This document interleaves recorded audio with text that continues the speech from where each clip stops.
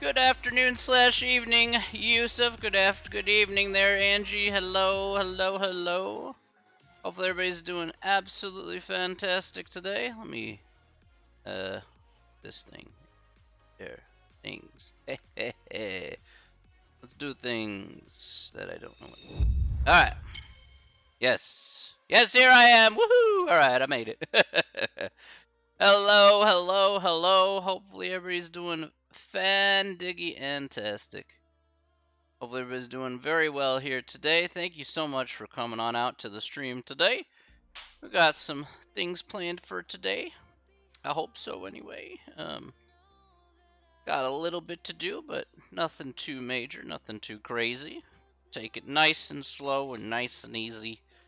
We'll have a grand old time, okay? We'll have a grand old time. I have seen the highlights of the game. Yusuf, I actually watched that this afternoon. I did see. I actually watched both of them. I saw the highlights of the men's game against Brentwood, and then I watched the women's one as well against Billericay.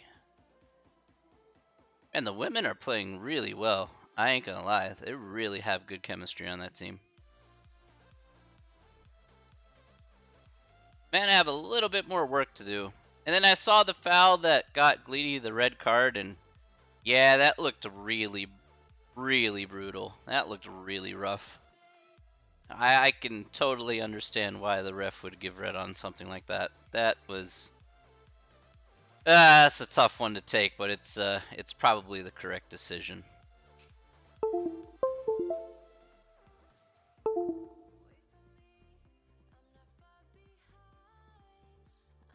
That's a tough one. It's a tough one to watch, but you know what? Go in with a challenge like that, and you know, you catch a guy flush, it ain't gonna go over so well.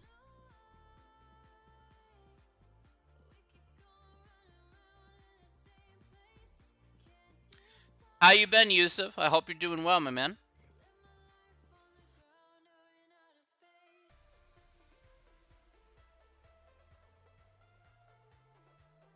Angie, how we doing? I hope you're doing well today, Angie. Hopefully everybody is coming in. Hopefully everybody's doing really well. And have a absolutely wonderful time. Emma Samwiz is my favorite player this season. Yeah, Emma's doing absolutely fantastic.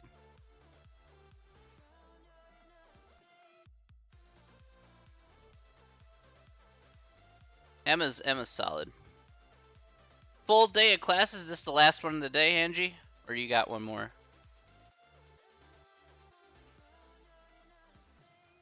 Hopefully this is your last class of the day, and then you can enjoy your nice long weekend.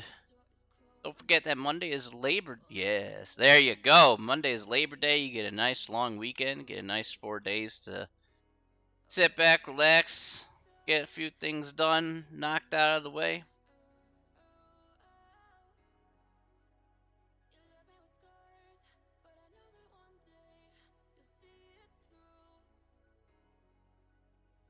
Yeah, that's what I'm gonna go do.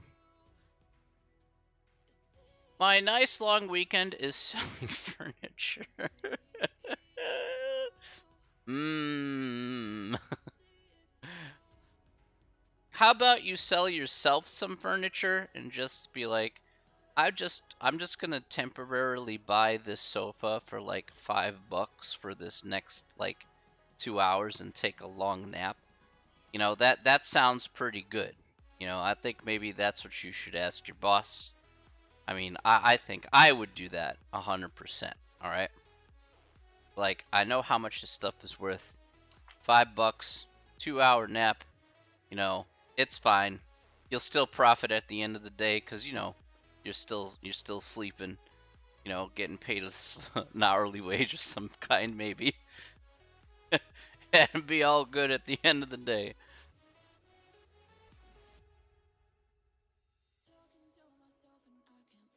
Yeah, exactly, right? Testing the product out. You know, you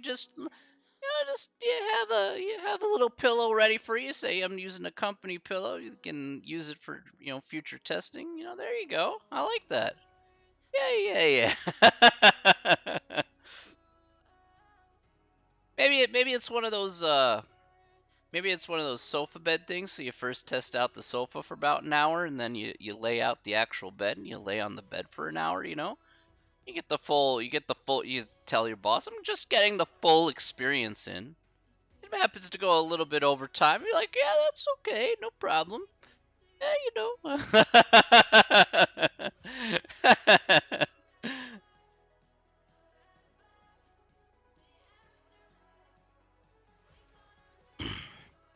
Yeah, I was gonna give it a 5-star rating. I just wanted to be double extra sure, boss. I just wanted to be double extra sure that this was the right that this indeed deserved the 5 stars that everybody should get. I'll make it part of my selling package. Actually, here's a serious question here, Angie. How's the traffic in those furniture stores? Has there been a lot of shoppers coming in lately?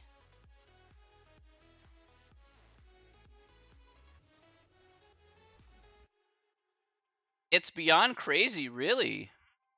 So a ton of people are coming in to buy furniture. Wow. It's really unusual considering COVID and everything. That was work 6 to 8. Wow, that's actually a lot in a furniture store, admittingly. At once, that's crazy. It was like that is that Ashley Furniture? The Ashley Furniture, I could see that. That place is pretty busy in here in Schaumburg. Place is pretty crazy. Where I bought my furniture from. Ah, Lazy Boy. There you go.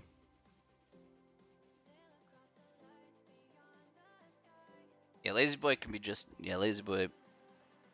Lazy Boy's got great recliners. Great recliners.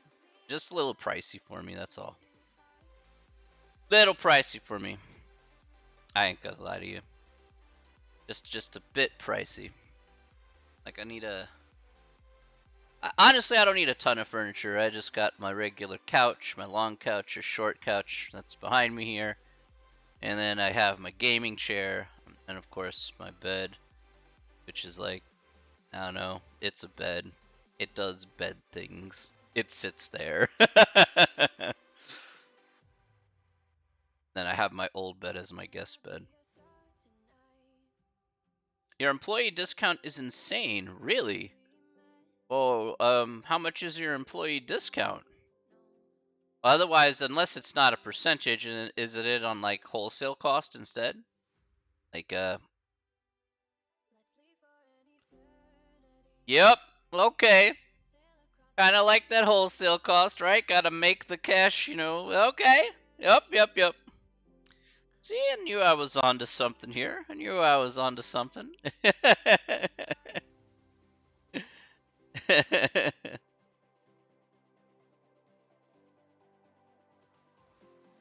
There we go. It's cost plus 10%. That's unbelievable. Can you imagine you make $6,000 in profit on a set? But considering it's furniture, I suppose that makes sense. Good afternoon, Hisa. How are you? How we doing today, Hisa? Ready for a nice, relaxing day? I hope so. Because I am.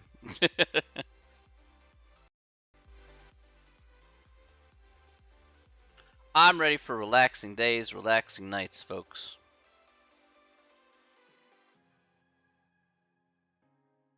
We'll see about that. Ooh, I see. Subject, Hisa's opinion, subject to change by the end of these 75 minutes. Okay, that's fair.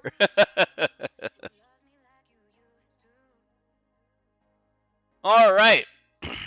I think we're ready to get started here. Let's do some intros. Let's get going here with some material. Let's get moving. All right, let's do it. Gotta do the right clap here. There we go. Clap, clap, clap. Okay, good stuff. Okay, let's get started today. Welcome back, everybody, to Thursday, end of the week time today. So today, ladies and gentlemen, we're going to pick up where we left off last time. Last time we started an example here, which was the start of Chapter 2. We took a data set here. So, ladies and gentlemen, we took a data set we found the frequency distribution and it did the relative frequency distribution. So just as a friendly reminder about what we did here yesterday, or not yesterday, a couple days ago, pardon me, let's go to the big board here for just a moment. And I have the example here. This is the example we did here last time, and this is the saved example here. I'll zoom in a smidge here. There we go. So this is the saved example that you have in your notes here from last time, and we're going to be using the same example that you see here on screen, and we're going to get a few more pieces of, a few more charts or pieces of data here, or things that we can organize the data into that will also help us summarize this data set. So that's going to be our goal here for today, along with some other information. All right, so not a huge stretch of what we're going to be doing. Okay, I promise you, not a big chunk of information. I effectively want to go a little bit slower here, so it's easy for you to kind of get along with. It's not super overwhelming in terms of the information. We're going slow here in this course. I promise you that. All right, so let's go ahead and take a look here. We're going to start with the handout here, and then we're going to come back to this example here as we do a few more things in the handout. So we'll come back to this here very shortly, but bear with me here. We'll use the same example once again. All right. So last time we did the first 3 questions here. We did frequency distribution. We talked about relative frequency and how to make a relative frequency distribution, as you saw in our little paint tool duder. All right, so we're going to start at question 4. All right, and we'll work our way up from there. All right, so question number 4 says, what types of graphs can we make using frequency and relative frequency? All right, so we can make 4 types of charts here, graphs that are pretty common that you see here using a set of data or any data set. So for example here, we could talk about bar charts, we could talk about pie charts, we could talk about line charts, or you could even talk what's called a Pareto chart. A Pareto chart is a descending bar chart. Okay, so again, you start with the biggest bar and then you kind of work your way down. That is a Pareto chart in general. That isn't too hard to figure out. Very, very straightforward. Okay, so that is some charts here. Now we're going to actually be defining and drawing out one of these types of charts here that will be relevant more towards a frequency distribution in our particular example from what we discussed here last time. Okay, now let's talk about number 5, which talks about, well, one of the things we discussed here, we talked about class. Now class here is basically the same thing as a category. So if we go back to our example here. Again, the scores here would be our classes, okay? Again, our categories. Scores in the 50s, scores in the 60s, 70s, 80s, and 90s, and so on if it was necessary. So in this case here, that is what I'm referring to here. In this case, as a class is a category or / group as a definition. So if you hear me say class quite a bit, that's what I'm referring to here in this instance. So let's talk about this question. Let's read this question here off. What is a lower class limit, upper class limit, and the class width? So in our case here, as I mentioned here, class was a category or group. We talk about the lower class limit. The lower class limit here is the lowest value in a class. So let's do a split screen here for just a second with our example in tow. All right, so there we go. All right, so a lower class limit here will be the lowest value in the class, i.e. that will be 50, okay? So 50, like 50 to 59, what's the lowest value in that particular category, group, or class, whatever you want to call it? Well, that's going to be the score of 50, all right? This next category or class, the lower class limit here of this next category or class would be 60. That's the lowest value in that particular category. On the opposite end, we have the upper class limit. Now, what's the upper class limit here? The upper class limit here is the highest value. So again, the highest value in that class, again, in the highest value in from scores from 50 to 59, pardon me, is 59. Okay, that's the very highest value that we can get in that class. All right. Again, 60, 69, 69 would be our highest value. 70, 79, 79 would be our highest value. All right. Now, here's the way it works. The way it works is, let's talk about the next part here, which is class width. Class width, as we define it as a simple definition between two numbers, we say, okay, class width is the lower class limit of class number 2 minus the lower class limit of class number 1. Now, what does that mean? As you can see here, the class width here would be 60 minus 50. Now, I need to be a little bit more descriptive, though, to tell you that the class width here will be 10. What I mean by that here specifically is that each of these classes that are listed in this kind of small little formula here, they are going to be consecutive classes, okay? So they will be consecutive classes. So we're talking from, when I say class 2 and class 1, I would say, for example here, this is class number 1, and then this is class number 2. So again, class number 2 is the one right after class number 1. And I would say, okay, let me take the lower class limit of that guy from 60, and I take the lower class limit of this guy, the class number 1, that'd be 50, hence the class width here is 10. Now, why do I put this formula here in particular? It's because people get the wrong misconception on what class width is. Class width is not 9. You do not take, say, 59 minus 50, and that's going to be your class width. Remember how it works. 50 to 59 contains how many scores? Well, there's 50, 51, 52, 53, 54, 55, 56, 57, 58, 59. There are 10 possible scores from 50 to 59.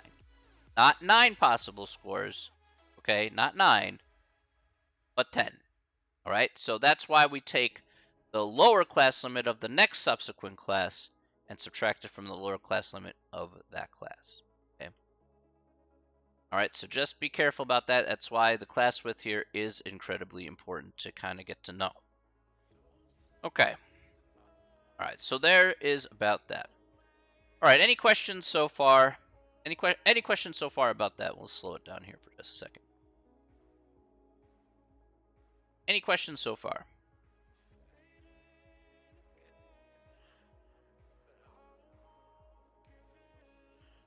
Okay.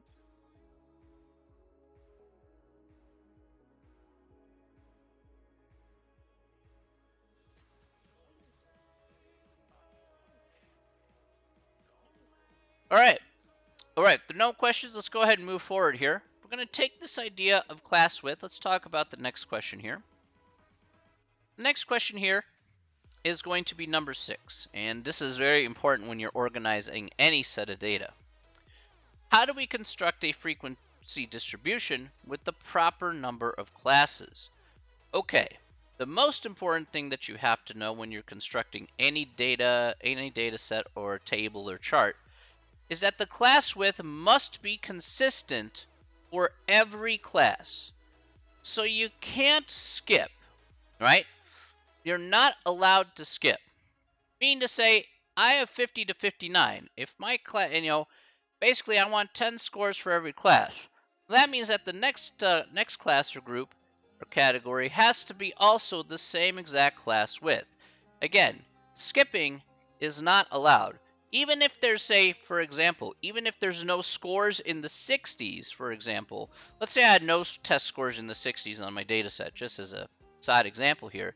Even if there are no test scores in the 60s, I'm still going to actually have a category for the 60s, even if my frequency was 0, okay? So that's something important to keep in mind. Not only does it have to be consistent, you're not allowed to skip around. You're not say, well, 71 is the only number, so I'm just going to make a category for 71.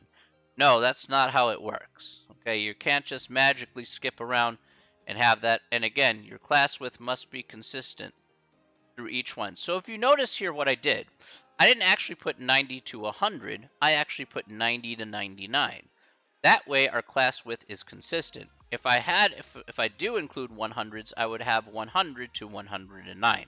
Even if those scores aren't necessarily possible, you would still have the next class be represented just like such. Okay, so as I mentioned here, you can't skip scores even if the frequency is 0. Now, the maximum number of classes that you want here at the end of the day is probably around 10 to 15 classes. So that way you're organizing the data, you're consolidating it down, but you're not actually having too many categories that you're breaking it down into. Okay, if you're Again, the point is to consolidate the data down into an organizational kind of chart. And 10 to 15 classes is probably the way you want to be in order to make that possible and easy to follow. All right. So as I mentioned here, do not make every single data item a class. Do not do that. So if 57 occurs once, don't make 57. Don't go 57, 58, 59 and put zeros as your frequencies. That makes absolutely no sense. That's ridiculous and too much work to do. All right. So want to avoid that as much as possible. Okay. So very important here when we're constructing these tables, when we're organizing that data, we want to be able to consolidate it without having to do as much work, and this is the way we go about doing that. All right, now let's talk about the next part here, which we'll use the example we have off here to the right. Talk about it. What is a histogram and some properties? Okay, let's first talk about what a histogram is. So a histogram here is a connected bar chart that represents the frequency or relative frequency distribution. Okay?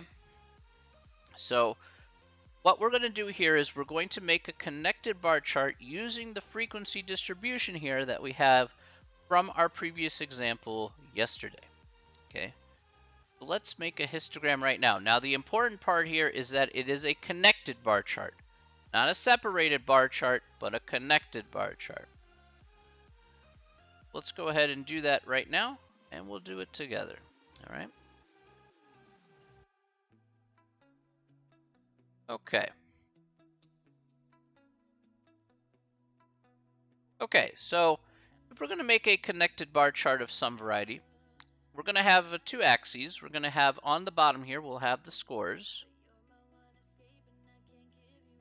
And then off to the left here, we'll have the frequency. Okay, so the frequency off to the left, the scores here on the bottom. Now, we're going to put a tick mark here for every single class or category. We'll have 50 to 59, 60 to 69, 70 to 79, 80 to 89. That's going to be a pretty wide chart, but it is what it is. Tick mark here, 90 to 99. All right. Okay.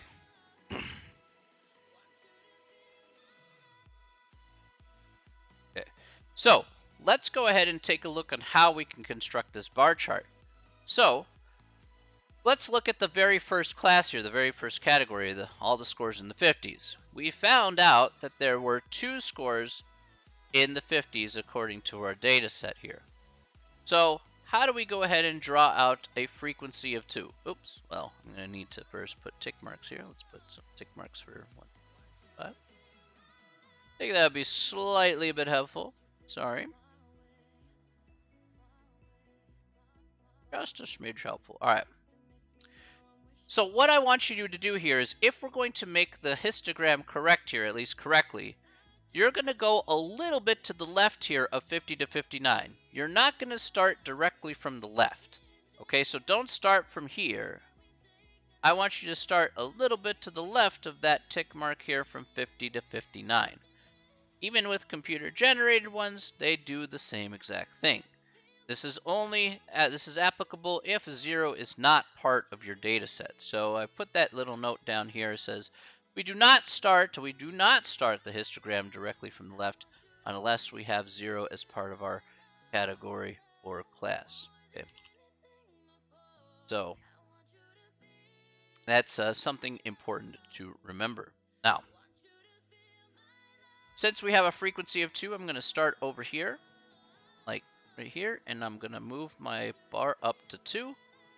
I'm going to come across, go past the tick mark here of 50 to 59, and come down. So again, the tick mark here, 50 to 59, and each one of these tick marks here for each one of these categories or classes, whatever you want to call them, will be dead set in the center of each individual bar.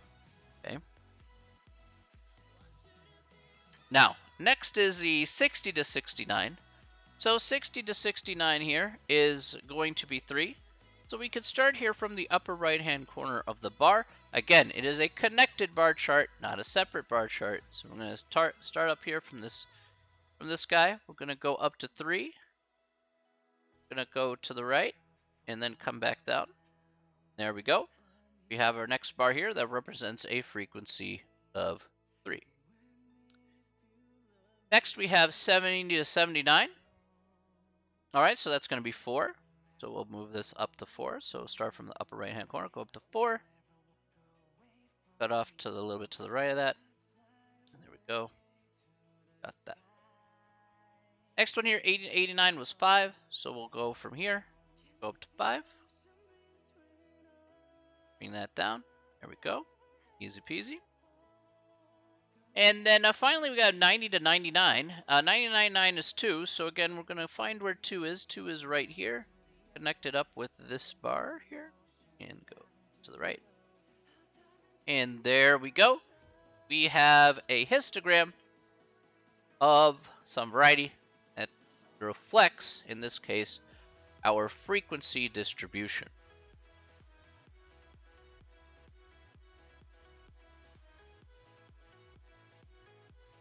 All right.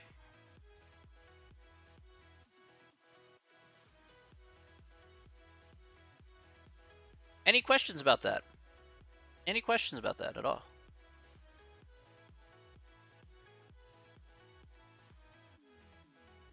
Hopefully that was pretty straightforward and easy.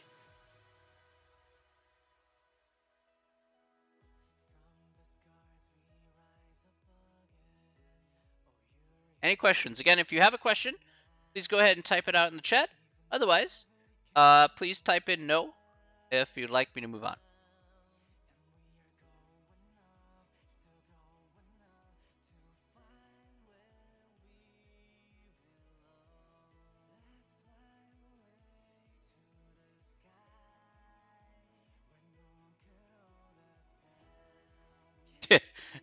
Chioma.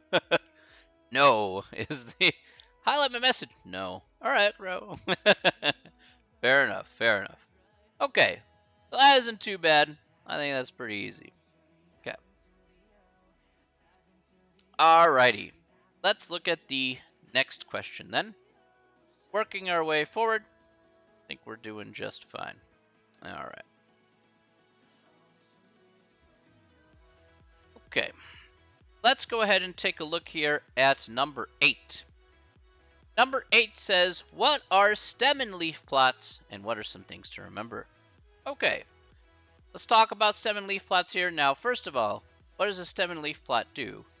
The stem and leaf plot will represent every data item in the data set. So the one key difference here is that the histogram represents the frequency distribution, whereas the stem and leaf plot reflects every single individual data item that's in the data set. All right, so we're going to have two sides here.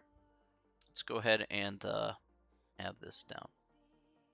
All right, so again, just to reiterate here, every stem must be represented even if there are no leaves. So again, you can't skip. You're not allowed to skip. Even if there's, say, again, if I have 50s, 60s, 70s, 80s, 90s, I can't skip if there are no scores. Even if there are no scores in the 60s, for example, I can't skip. I'm not allowed to do that. Just like I couldn't skip when it comes to constructing classes. And leaves can repeat. That's one thing to keep in mind. So the easiest way to think of a stem and leaf plot is typically the stem is the tens digit and the leaves are the ones digit. So let's go ahead and put this together here. I'm going to zoom out here for a moment. Okay, because I need the full scope here. All right, then I'll back in. Boom. All right. Wish I could do this somewhere in between, but I don't think I'm about to. All right. In any case, let's take a good look here at all of these values here. All these are data items. Okay. Hey, it's Gemma. How we doing, Gemma? I hope you're doing fantastic. How are you? Make this stem and leaf plot here. Just got home from work. How you feeling today? Hopefully not too tired. All right, so the stems here are going to be the tens digits. So again, we have scores 50s, 5 for 50s, 6 for 60s, 7 for 70s, 8 for 80s, and 9 for 90s. Okay, so 50s, 60s, 70s, 80s, and 90s. All right. So let me go ahead and showcase here how to actually view this, and I'm going to zoom out here for just a moment. So here, still tired but good. Good. Been able to you've been able to save up some money there, Gemma. I hope so. I hope school's going well. I hope school's going well for you as well. So hope it's pretty fun. Here we have 73. So I would go to my stem here of 7, and then I would put 3 as my leaf. So 73, 7, 3. All right, let me repeat that again. 73 is the first data item in the data set. So I put a 3 as a leaf here. So 7, 3, 73. All right.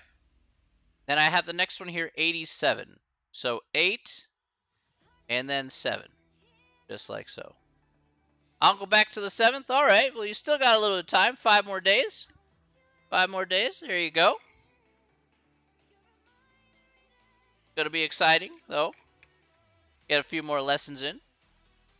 Hopefully get a few more job offers. Working a show. Some acting. All right.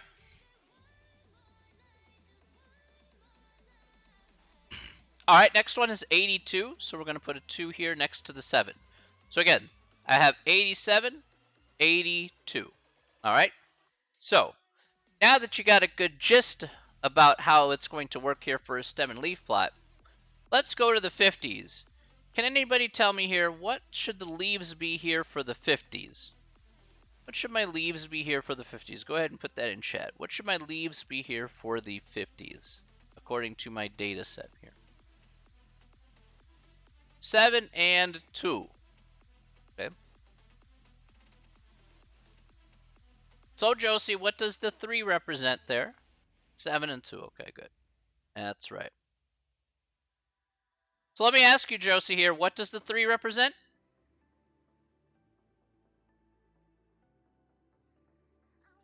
Remember, this 3's here represents 73. Okay, Josie? So if I say 7 and 3, that represents the first data item here of 73. 7 is the tens digit, and 3 here is the ones digit. So if I say 87 is the next data item in the data set here, then I put a 7 as my leaf. Again, 8 stands for 80, and then the 7 is the ones digit, which would represent 7, so 87. The next one was 82, so that's why I put a 2 next to the 7, because that was another score in the 80s. So 82 would be 82. Does that make sense there?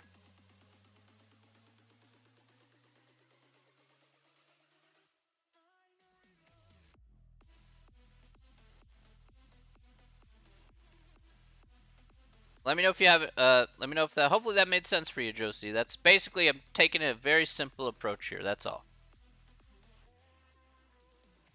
All right. Let's look at the 60s. All right, cool. Let's look at the 60s. What would I have on my leaves for the 60s? 0, 9, and 3. Okay, so 0, 9, and 3. All right, so we have 60, 0, 9, 60, and we have 63. Okay, very good.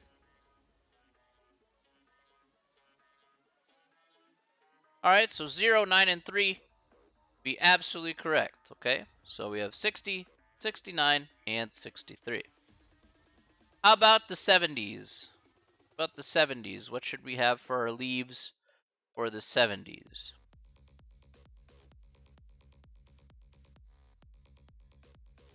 What about the 70s here?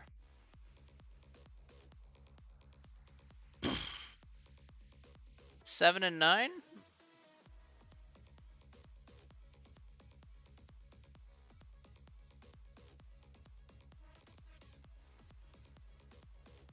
Okay, I will answer that question there. That's a good question there. Really, really, that question there, Pistache, really comes down to if you want to order it or not. Now, for the purposes of this example, I'm not putting the leaves in order. But for what we're going to see later on, we do want to put it in order because it makes it easier to get a few more results out of that. Such as we'll talk about mean, median, mode here in chapter 3, where putting it in order is going to make it significantly easier to find information such as that.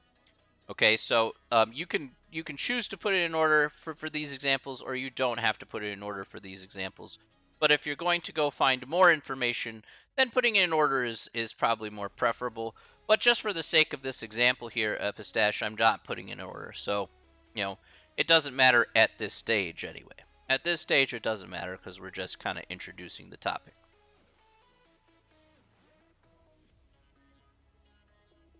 You get Angie says 3310 70s. What do we got here? 70s. We have a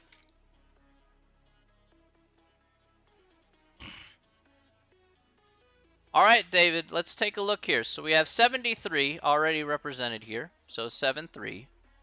Let's take a look at the other scores in the 70s. We have another 73 here. So we're going to put another 3 here. We have 71 and 7D. So we're going to put a 1 and a 0 just like so.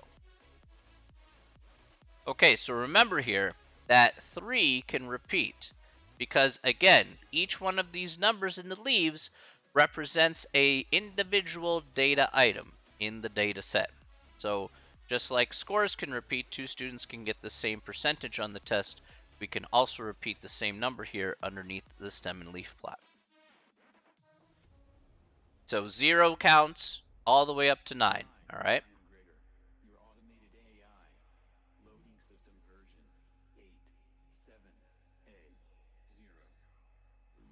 Any other questions? I hope that's pretty simple. All right, let's look at the 80s. I did a couple 80s already. But what other scores we have there? Let's look at the 80s. We have 87 and 82. What else do we need to fill in here?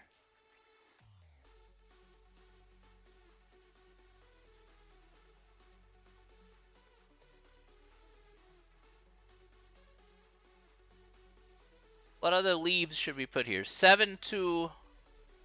7, 2. Okay, so we got that. 1 and 0. Okay, next one here. Okay, so 1 should be the next one. Fine. So 1. All right, I'll agree 1. Let's zoom in a bit. I think maybe it's a little bit tough to read for you. I'll come back. What do we got? We got 87, 7, 2, 1, 5, and 0. Okay, good. Yeah, maybe it was just a little bit hard to read, so apologies. No, like between 100 and 200% zoom in on this thing. All right, so 1, 2, 1, 5, and 0. Good. That's correct. So we're going to have here for the 80s, we're going to have 1, 5, and 0. There we go.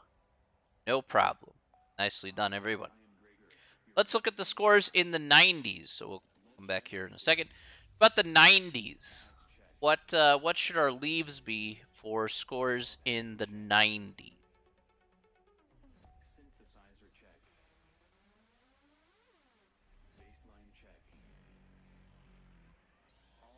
About the 90s. 1 and 8. Okay.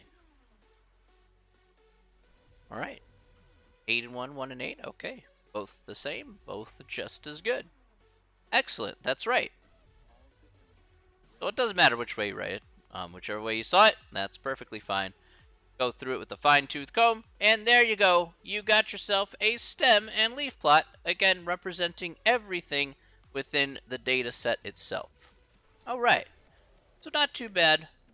Very straightforward. Really, really simple. All right. Hopefully it's very simple because that's the intention anyway. All right. Any questions about stem and leaf plots? Any more questions? Again, ask as many questions as you like. Just make sure we get things cleared up. So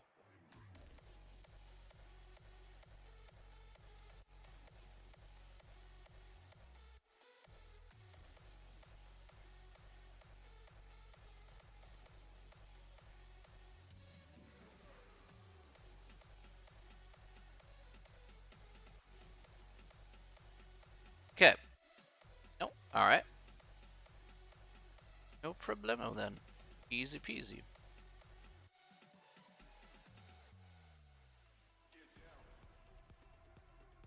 All right.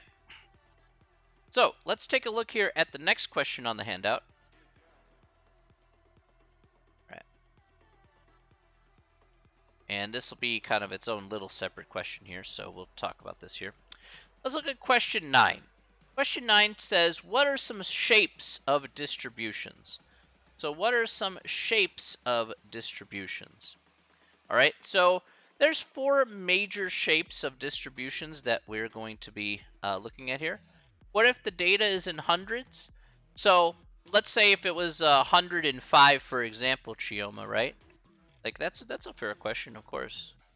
If they'd say you would put the stem here as probably 10, and then you could fill in the blanks here as, let's say, 5, and that would be 105. So 10 would represent the hundreds, and then you could go ahead and have that. If you have it in the thousands, then you could literally put 1,000, and you could put 1,003. So you could have a double-digit number here as a stem. That's perfectly fine. Because you're going in like by tens, right? That's your category. That's your class width. You're going by tens. So, yeah, if it looks like that, that's perfectly fine too.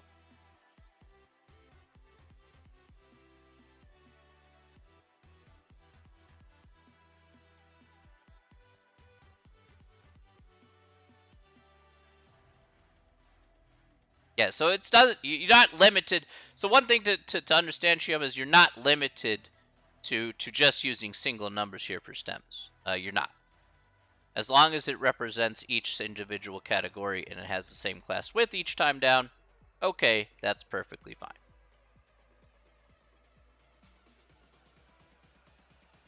All right, I do need to move here to this. Okay, so let's talk about shapes and distributions. We're going to look at 4 major types of distributions, and we'll discuss about them in detail. A little bit detail, not too much detail. All right, so the first type of distribution here, this is going to be for number 9. The first type of distribution is probably the easiest type of distribution. And these are basically going to be based on the histograms we just kind of drew out. So let's say the distribution looks like this. Okay, so really not super exciting. It's actually rather boring. All right, but this has a name to it, of course, like most other things. This is going to be not exactly what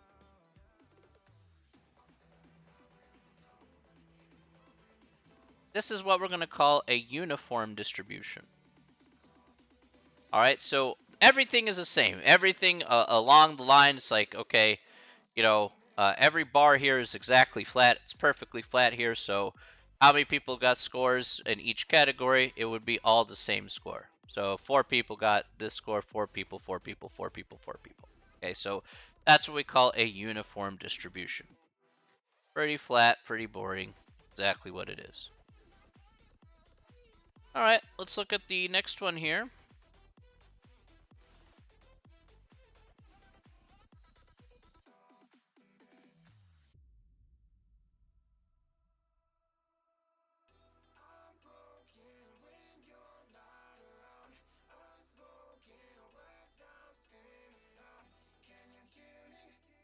All right, so what is this type of graph here? You may run into this.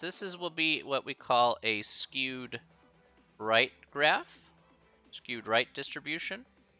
The reason why this is called skewed right is because talking about the tail of the distribution. This is, you notice this kind of tails off to the right, as that's why it's called skewed right. It's not actually dependent on where the highest bar is. It's dependent on the tail and where it kind of tails off.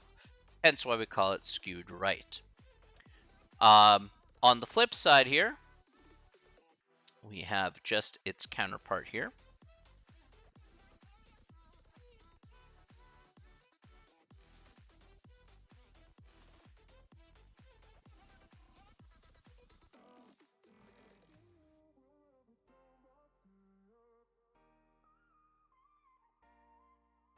This is not the best looking graph ever, but it is what it is.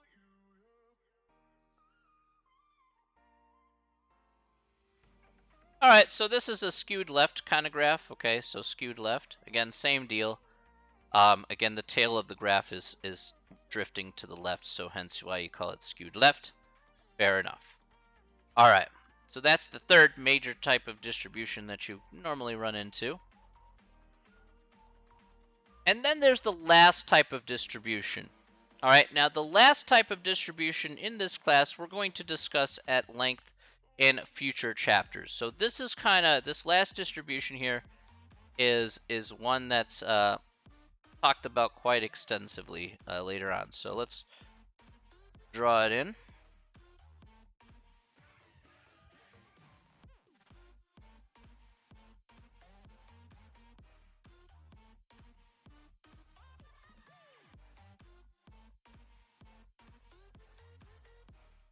All right, so this distribution here is called the normal distribution. All right, or maybe you've also heard of bell-shaped distribution. It's another name to call it here. In any case, a bell-shaped curve or a normal distribution, this is one of the most ideal distributions that we would want to fall under. And what we're going to be doing here for the course is figuring out how to find, say, probabilities or other things underneath this idea of a normal distribution. All right, so we were working with it just a little bit here in this course, but this is like I said, this is the most ideal types of distributions that we want to fall underneath.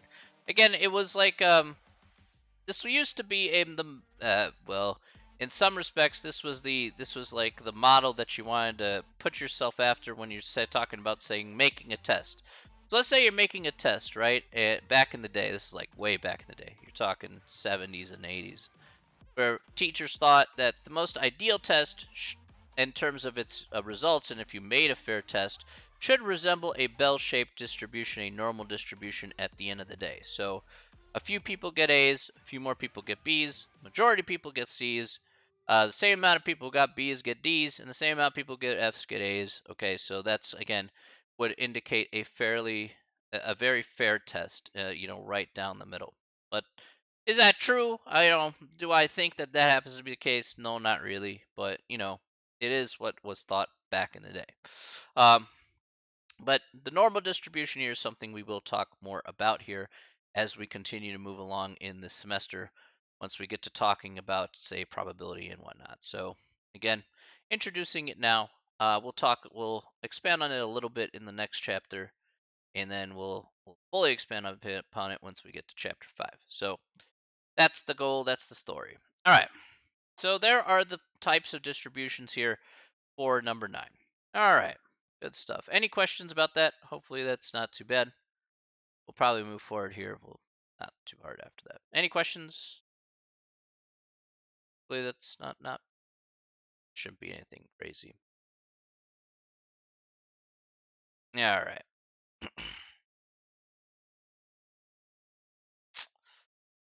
All right. Let's make this easy today. Okay. Let's go ahead and take a look here at the last question here for section 2.2, and then we'll take a look at the question here for 2.3. That is question 10 here. What is a time series plot? So what is a time series plot? A time series plot is a line graph that represents a stretch or a period of time. So the best example here is a stock chart. If you've ever looked at a stock chart of any variety, then a stock chart here basically is a wonderful reflection here of an actual time series plot. So if I go and look at Apple stock here, for example, go to Apple stock. Can get there, please. All right, here is Apple stock. Okay, today it's up $1.14, whatever. Okay, now important part here about Apple stock is not so much the price, but maybe you want to take a look at the performance of the stock over time. So maybe not just today. This is just for today. But let's say I'm looking at it for the past 5 days. Okay, here's the past 5 days. Or maybe I look at it for the past month or 6 months. Okay, each of these graphs that you can easily click on here are time series plots that you can get a handle of. So you could say, well, how's Apple stock doing the past 6 months? Oh, it was at 120, now it's at $153 per share. Okay, seems reasonable. All right, and you could of course go back further, the past year or the past 1 year. Yeah, so the past year, past 1 year, year to date, or 1 year, or the past 5 years, or again for its lifetime. Okay, fine. But you get the general idea. It's not too hard to figure out what that looks like. So Apple, it is what it is. All right. And again, you could pretty much do this for anything. All right. So that is a time series plot. We're not going to talk about it too much here, but again, you guys have seen what this looks like already to some degree. Okay. So that is that one. All right. Let's move on to the next question here. That is the end of that section. Bring out the next section. Thought I had it in front of me, and sadly I did not.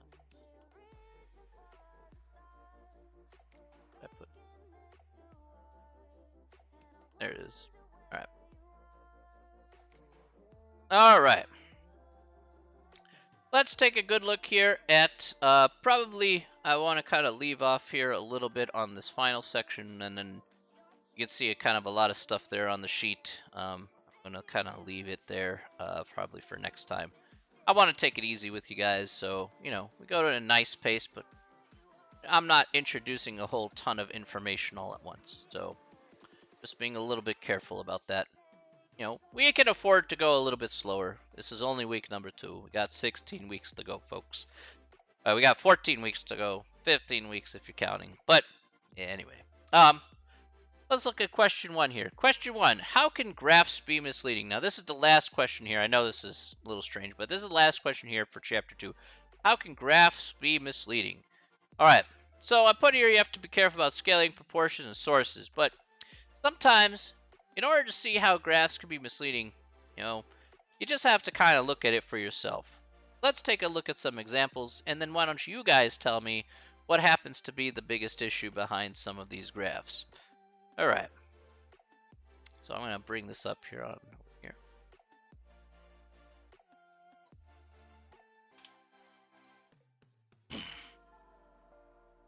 All right, so let's take a look at probably the absolute most famous example of the worst pie chart in known history. Let's look at this. All right. So this was an actual chart shown on television during the 2002 presidential election, talking about Mike Huckabee, Mitt Romney, and Sarah Palin. Can anybody tell me here, what is wrong with this chart?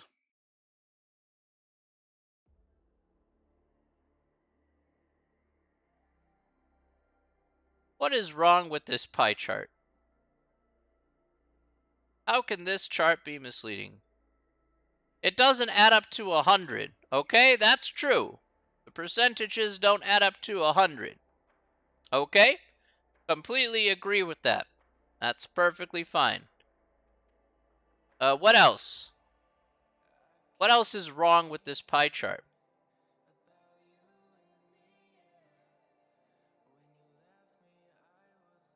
What seems to be confusing here, morning measure? The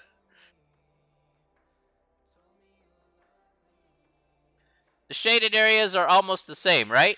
Yeah, the proportions look off. I totally agree. Both very valid points, right? So you look at this and you're like, oh man, that kind of doesn't make any sense that 70% looks pretty similar to 63%, which looks similar to 60%. So that happens to be a big issue. I agree with that. Very true.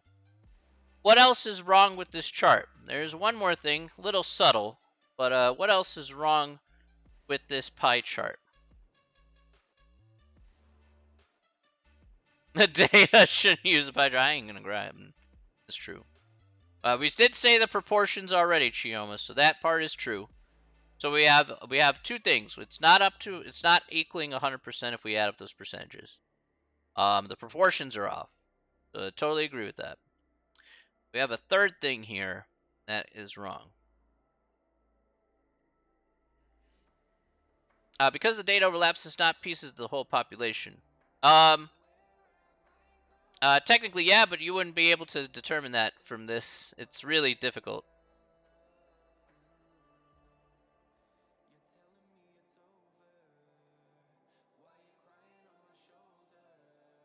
The source. What's the source? Yeah, you're correct.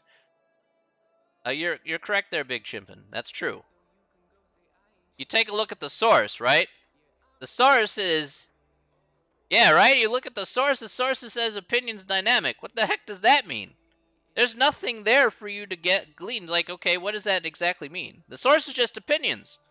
Like, what does that mean? There's no... There's no actual contendable source that you can really... It's like, whose opinion's dynamic? Are they reputable or are they not reputable? I don't know who the heck they are. It's just opinions. Kind of weird. All right, fine.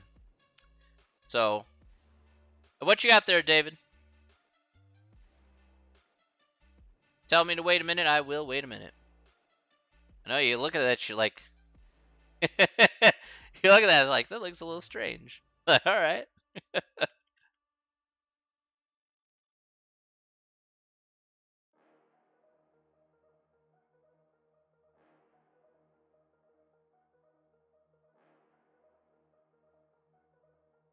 Yeah, this was probably early in the 2012 presidential campaign or something. Well, this is okay. So David, this is just from the Republican side. So this was just talking about just the Republican potential candidates back then. So that's why Obama's not listed on there, since this is only talking about GOP candidates. I will defend that it says GOP candidates here. So.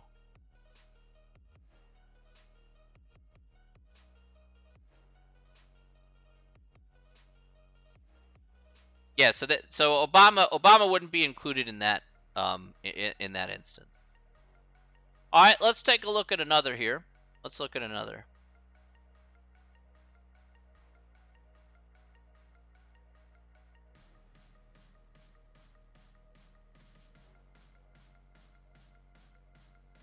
All right, let's take a look at this one here. What seems to be wrong with this chart? This one here is a little more subtle. This one's not as obvious.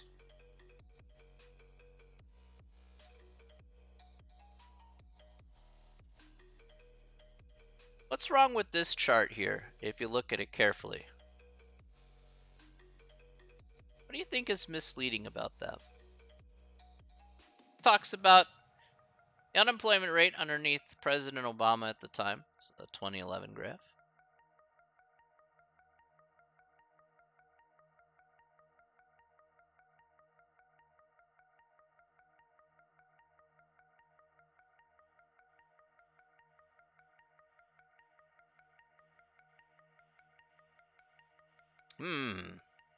You guys be surprised at this one. Here's a hint for this one. Look at the numbers very carefully. Look at each percentage that's listed there. You'll notice a big problem with one of them.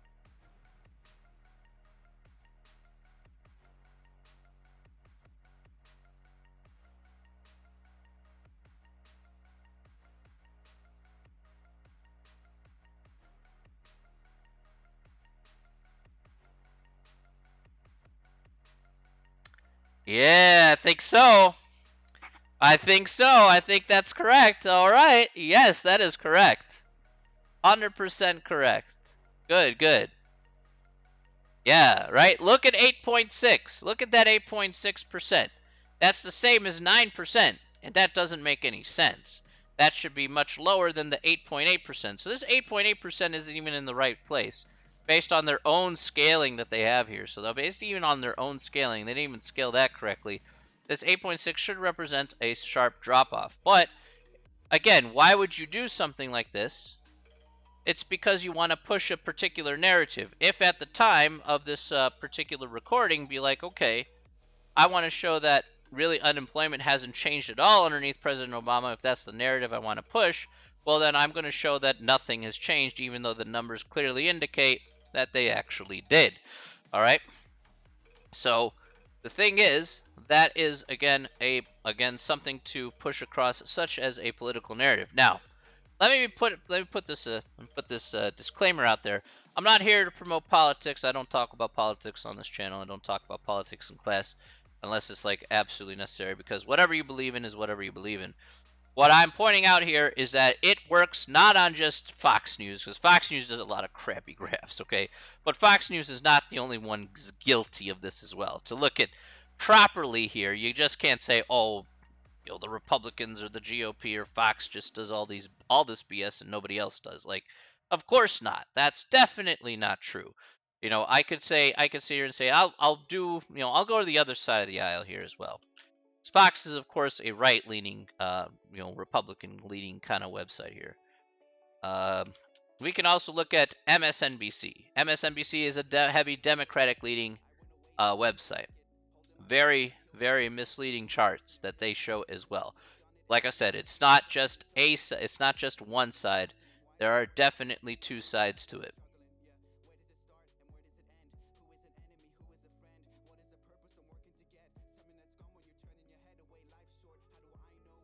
So let's go ahead and take a look here at this. This is one of my favorite ones.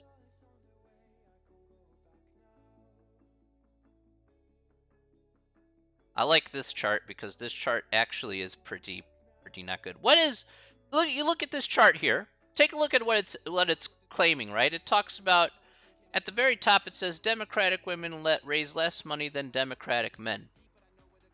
Okay, what's wrong with this graph? What is absolutely wrong with this graph?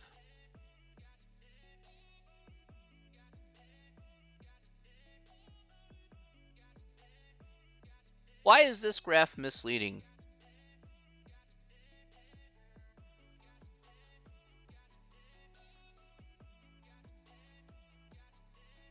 Yeah, you're right, Skinny. That's correct. In reality, it's not that much of a difference money-wise, right? The scaling starts at 1.3 million, goes up to 1.6 million. But in reality, what's really the difference? Well, okay, women raise less money. I mean, categorically, that's true. I mean, it is dollars less, certainly, based on what we see here, but only by approximately $185,000, which, if we're talking about monetary differences in terms of, let's say in this case, raising money for your house, house seat or whatever, is not a lot of money, okay, if we're talking about it in that kind of context. So in reality, you're claiming that yes, they made less money, but not by a significant margin that you're trying to promote here on the screen.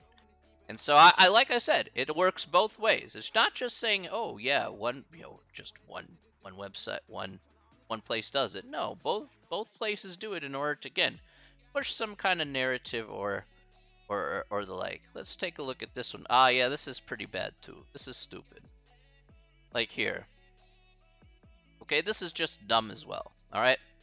So this was during the time I think Trump got in trouble with investigation, whatever. I don't care about that stuff. What I care about is it says Trump's tweets mentioning Mueller by name. Okay, well, yes. Well, no kidding. All right. This is like a terrible graph. This is like a horrible graph. First of all, let's look at this scale. Look at this scale right here. What's wrong with this scale, guys? Look at this scale. What is this? What is wrong with this scale?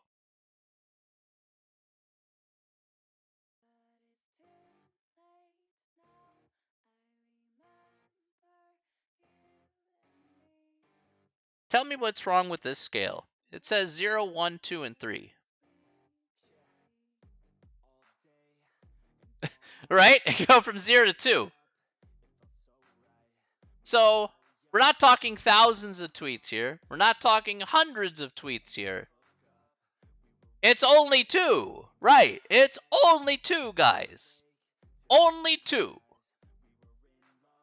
The context is only 2. So you didn't mention the guy, and then suddenly you managed to mention the guy 2 tweets. Oh my god. The end of the world, folks. End of the world. And it also has nearly no units. It doesn't have like hundreds or thousands or tens.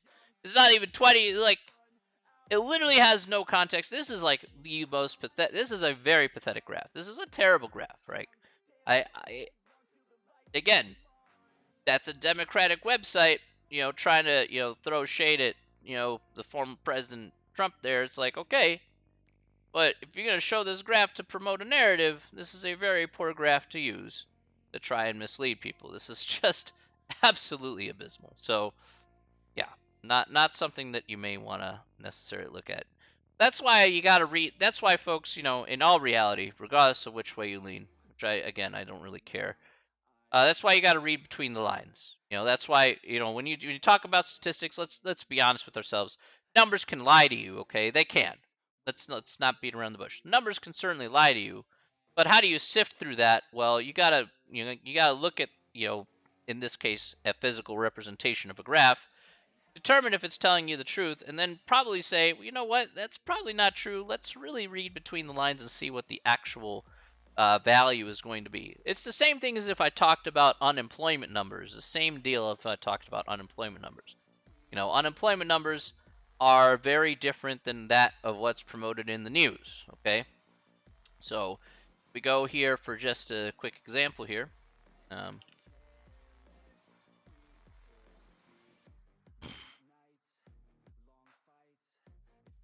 So let me go here.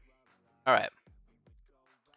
So I'm gonna go over here. This is just a website called Shadow Stats. All right. So this is a graph here that looks at unemployment. Now, unemployment. This is an alternate way of looking at unemployment. So let's take a look here at what each of these little lines represent. Yeah, whoever did those yeah, that's true. That's true, David. Let's take a look at what each of these lines represent. Shadow Stats unemployment numbers, as here in blue. The broadest range would be here, kind of the average kind of in between here would be in gray. And then the official government statistic, the one that they give you here on the news, is the one in red. Now, of course, the pandemic hit, so of course you have this big spike in unemployment. That was pretty normal because a lot of people were out of work. They were stuck at home, of course, during the start of the pandemic, so it makes sense to have that spike there. Now, of course, the pandemic started to wind down, okay, a bit. Hopefully it doesn't pick up this winter, cross our fingers. But at the same time, again, this tells us that, oh, well, what's the unofficial unemployment? The unofficial unemployment is a touch above 5%. Shadow Stats has that above 25%. Now, let's think of it from an objective point of view. And this is the way I kind of like to think. I'm like, okay, this website's telling me unofficially that the unemployment statistic is 25%. Government says it's 5%. So you have a 20% difference, a very large difference. And what do I think unemployment is at? Realistically, I think unemployment is between those two values, 5 and 25%. And how do I figure that? Well, there's some reasoning that you can certainly do and kind of read between the lines. Let's think about it this way. Have you guys ever thought about how they come up with 5%? Think about how they come up with 5%. Think about it this way, right? Who's included in terms of unemployment? And who's not, and more importantly, who's not included in terms of unemployment statistics? That's another thing to consider about statistics. Who's included and who's not included? How do you come up with that number? Justify how you came up with 5%, or even justify how you came up with 25%. Guess who's not included in unemployment statistics, ladies and gentlemen? People who are not included in unemployment statistics in the United States would be like the homeless, military vets who retired, but are still able to work, people who have lost their unemployment benefits. So people who just lost their unemployment benefits, guess what? And are no longer collecting unemployment, those people will no longer be considered on unemployment numbers. So, house husbands, housewives, those people are not considered on unemployment rolls, even though they have the ability to work. And that's how you come up with 5%. That's how you make it look so good, guys. That's how you make it absolutely look fantastic. You make it look like, hey, it's 5%, oh my gosh. But in reality, Think about what you've been reading every day. If you've been reading, keeping up with the news here, how many times have you heard about people looking for workers? How many people are looking for workers? How many jobs are looking for workers? I said there's a lot of people out there who are looking for jobs. Maybe they're collecting unemployment benefits. I said that unemployment's going to run out eventually. Okay, fine. But once that unemployment runs out, guess what happens to them in terms of the statistic? That little statistic of 5%, that probably won't change too much. Because those people are no longer going to be part of the unemployment rolls anyway. So, okay. That's how they come up with the number, guys. You want the reality of the situation that really is. So where do I think unemployment is? Like I said, between 5 and 25%. That's realistic. I think unemployment is probably realistically close to 15, 20%. Probably.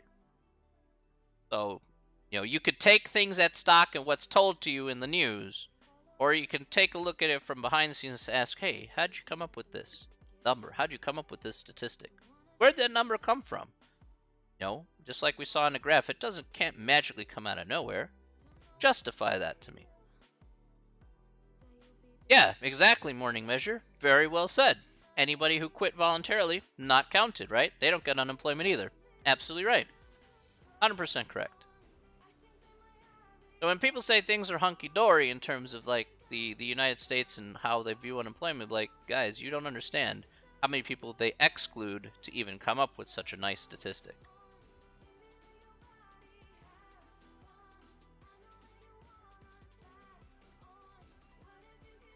Oh, very well said. Really well said. So that's where we got to be careful about how we view statistics. This is why I kind of said last time, we want to be as unbiased as possible. We want to see the numbers for what they are. I'm not here to push a narrative. I'm here to actually objectively do something and then seeing whatever falls out from that. And that kind of goes back to the idea of a confirmation bias. We want to avoid that as much as humanly possible. When I'm doing results, if I'm doing a statistical study, I want to make sure that, again, I'm as objective as possible, I'm as unbiased as possible, and I'll see the results for what they are. Nothing more, nothing less.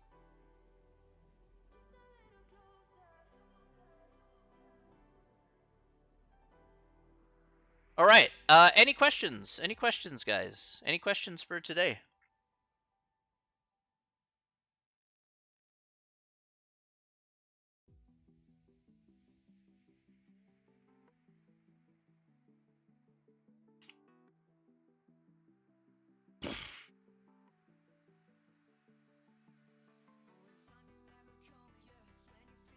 All right. All right, all right. Okay, if you're keeping up with pace with the homework here, the pace here for the homework, again, would be sections 2.1 to 2.3. Those would be the sections here. That's all of chapter 2 for the most part. And so what we're going to be starting here next time is we're going to be starting chapter 3. Okay, so chapter 3 will be the next chapter here in the sequence of things, but we're going to take it slow here.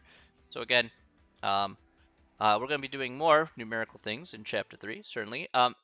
Just as a reminder here, please remember also for next class to please bring your calculator, your graphing calculator here for the next class, okay? So we'll be using that there as well, all right? Okay. Okie dokies. All right. Well,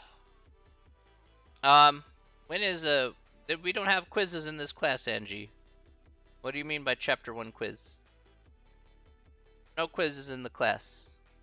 It's just homework and tests. That's it. And the final, of course.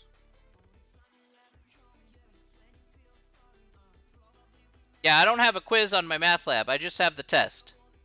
So if you're talking about the Chapter 1 through 3 test, I haven't announced that yet because we haven't gotten through Chapter 3 yet. Once we get through Chapter 3,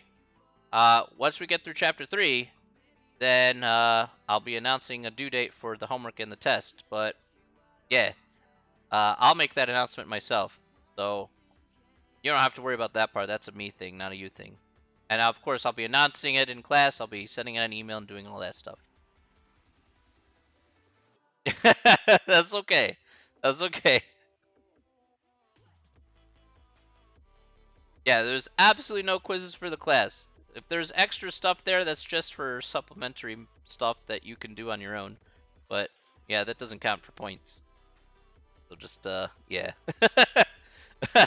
Try to make it, I promise you, Andy, I'll try to make it clear cut. No, there are no hidden assignments, okay? No hidden fees in the class, okay? I promise. No hidden nothing. It's like, here it is. Do things. There. I know you want to pass. I want to help you pass. I told you from the first day. That's why I don't want to keep anything hidden.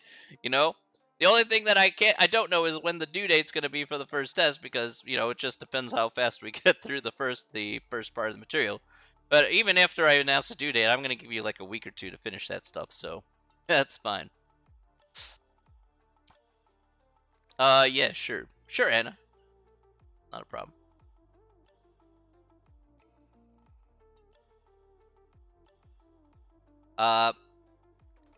3 was what we did here last time, Anna, for the frequency distribution. That was that's this thing that we talked about here last time. That's the question number 3 there.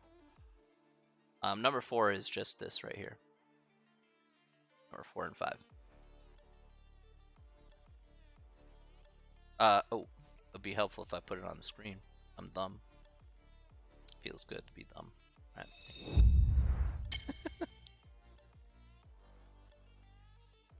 So this is 4 and 5, and then this is number 3 right here.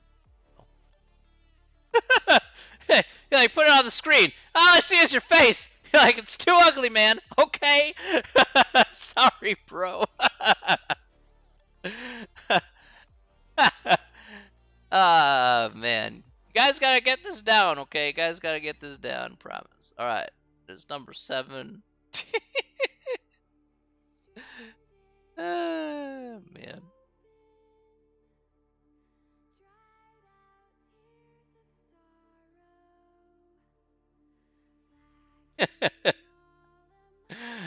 Nav's like, yeah, all I saw was your ugly mug while you're answering questions. You suck. Like, alright, man.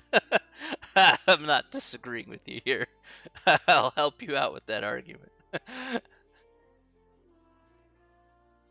Let me demonstrate further.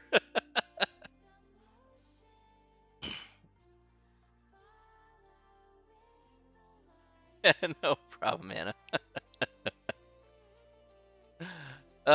Goodness me.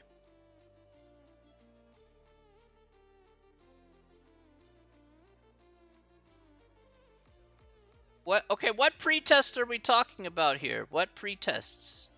Guys, I don't know what you're talking about. What pretests, what quizzes? Look, let me be perfectly clear here. As I told you before, homework and tests, that's it, guys. That's it.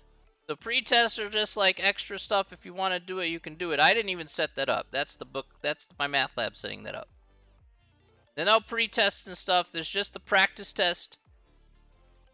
There's the practice test, and then there's the test. Guys, that's it. You're making stuff up as you go along. I've told you exactly what you have to set out for.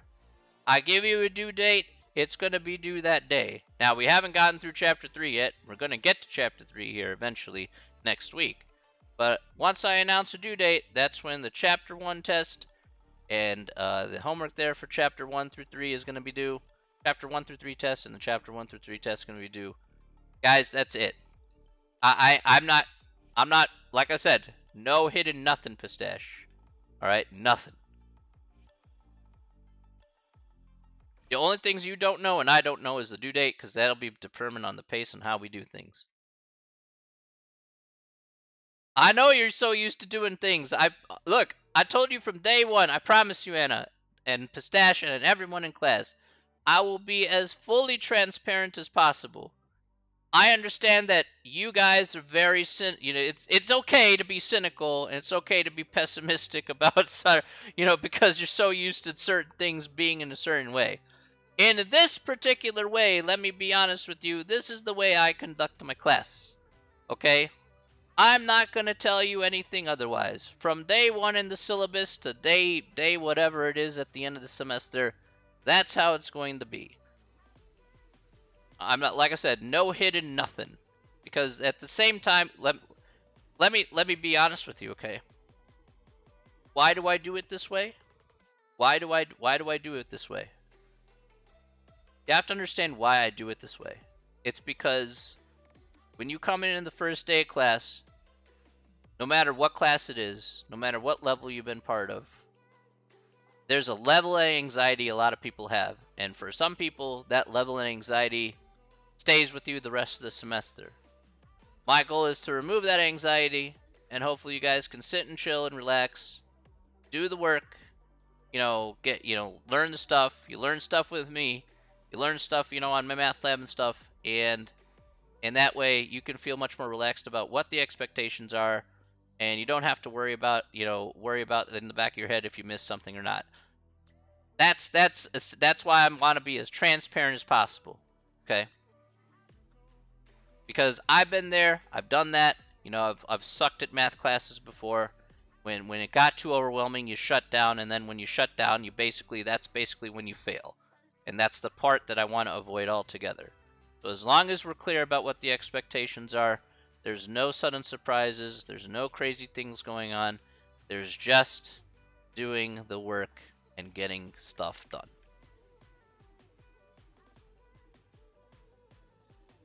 All right?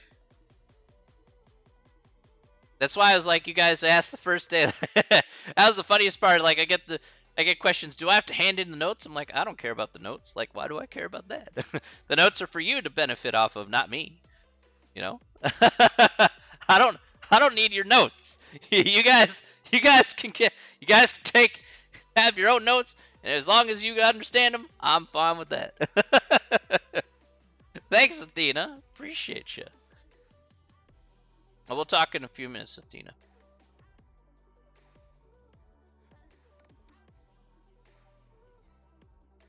So everybody cool with that now? Everybody understand? Homework and tests, that's it. Yeah. Okay.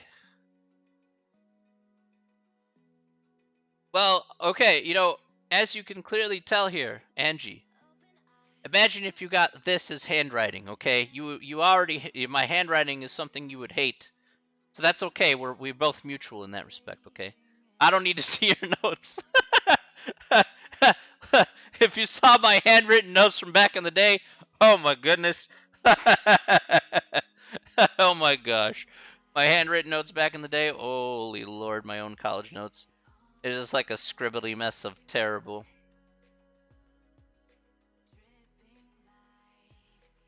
Some reason I understood them, I mean. Some reason. All right. So I hope that clears up a lot of the questions there. Again.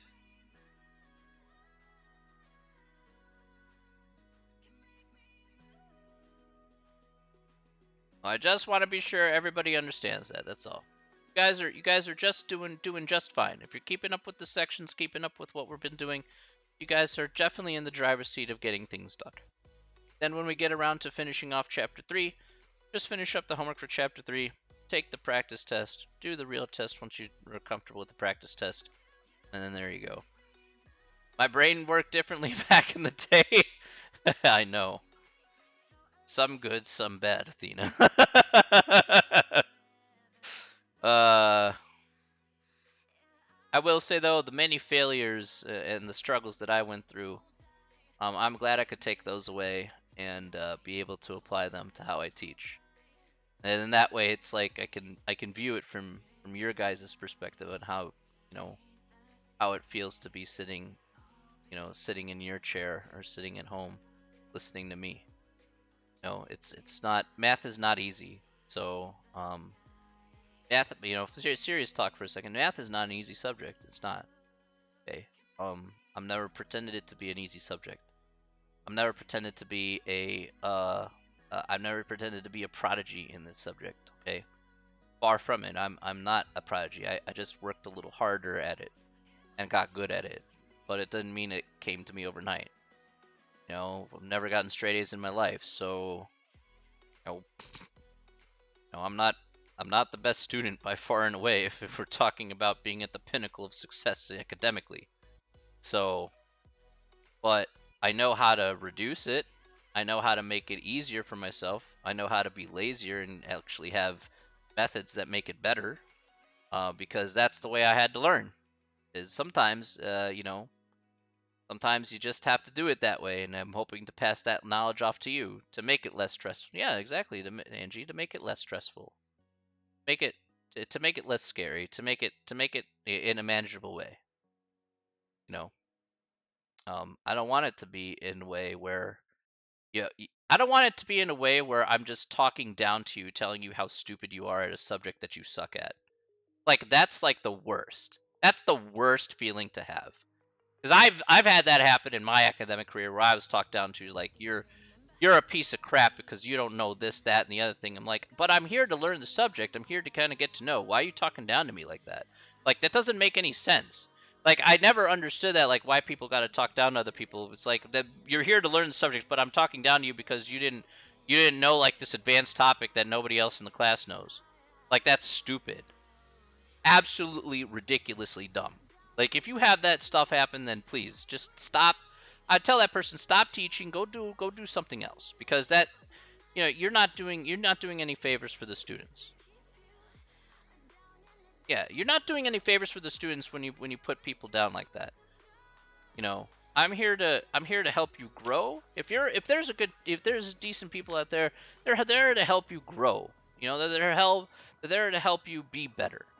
Okay. Yeah, that's how it applies to teachers. That's how it applies to friends. Real friends want to help you be better. Okay, the real G's who are in your friend circle are the people who want you to be better, not get you in trouble all the time. All right, those are your real G's. They're your real friends. People are not gonna, do that sort of thing. You had a professor from Roosevelt tell you mentally ill. Good lord, and I couldn't grasp. You know what? If it's not up to his standards, forget his standards. Yeah, forget his standards. Standards is not important. Okay. Like if he doesn't like it your way, oh well.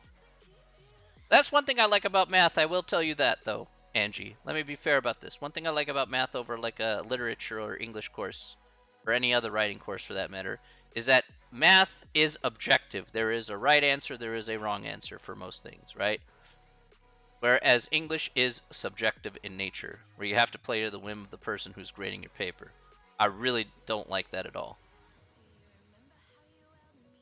I'm like, your paper, and that's how it is. So, yeah. I like objectiveness. It's a lot easier. Then I can just judge. Like I could judge you. Yeah. I don't want to be judgmental just based off. Oh, you got a problem wrong. Oh my God, the end of the world. Like, look, because you got to have 100%. Oh my God, no, got to be 100%. You're not 100%. You suck. Congratulations. Like, no, please. I'm like, are you a human being? The answer is yes. Do you make mistakes? The answer is yes. So basically, your life is not 100%. So I'm not going to expect you to be 100% all the time. Okay, do your best. Learn. Let's learn. Let's grow. Let's do positive things. But let's not let's not try and always force 100%. We want best. Sometimes in certain subjects or certain things, 100% may or may not be realistic. Okay, let's just sometimes say, okay, instead of 100%, let's just look for better. Okay, I think we can go with that. Let's just look for better. If we can do better, then we can be better. And that's what we're looking for. If it takes us a few tries to be better, it takes a few tries to be better. But at least we are getting better, and that is the important part. Constant improvement. Even as a teacher, I'm looking for constant improvement in some areas.